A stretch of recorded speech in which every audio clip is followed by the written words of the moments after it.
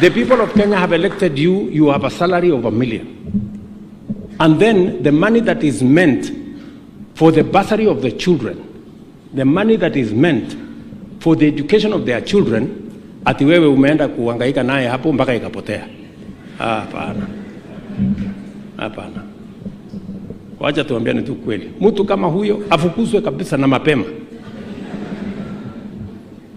And therefore I want to say, this is where the seeds of the bottom-up economic transformation agenda were sown.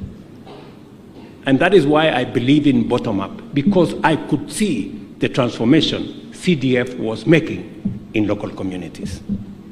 As we celebrate this milestone, we must also recognize the challenges we have faced, including legal hurdles that require legislative responses to align the fund with constitutional imperatives. Our journey continues with a commitment to refine and adapt our strategies, ensuring that NGCDF remains a beacon of sustainable and equitable development. Let me say this in closing. Those of us who are in the 9th Parliament, and my friend Ekwe Thuro was there with us and all the other people, yeah? We had the privilege of participating in the house that eventually brought CDF to be. And we are very proud of that moment. That's why we celebrate Karue and all the other people. Because this was the beginning of realization by local people in every part of Kenya of their aspirations that they could participate in meaningful development and decision-making and eventually see development that they have participated in canvassing. You, as the 13th Parliament, you have the single opportunity to make sure that CDF becomes constitutional.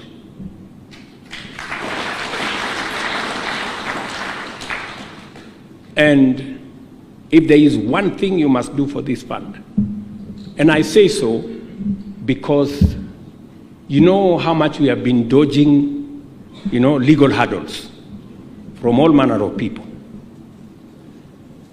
And the cure, that's why when I came into office, I wrote to Parliament and I gave you 5 aspects that I think will assist us as a country to consolidate our democracy and our development paradigm. One of them is to make CDF a constitutional provision. That way, we will stop litigants from all manner of games.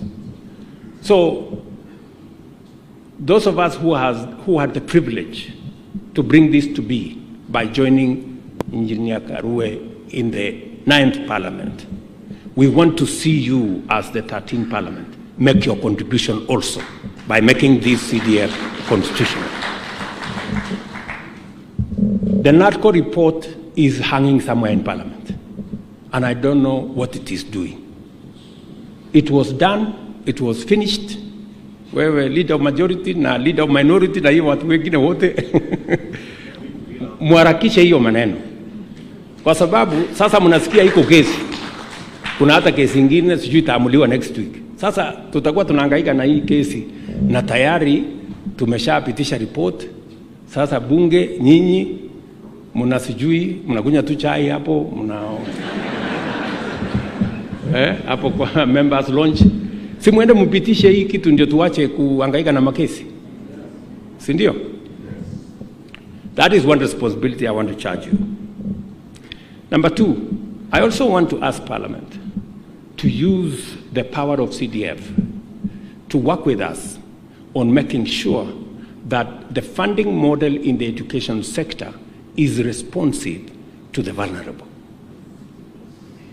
As we reorient the funding model for our universities and TVETs, you too must work with us, because 15 billion every year is a lot of money.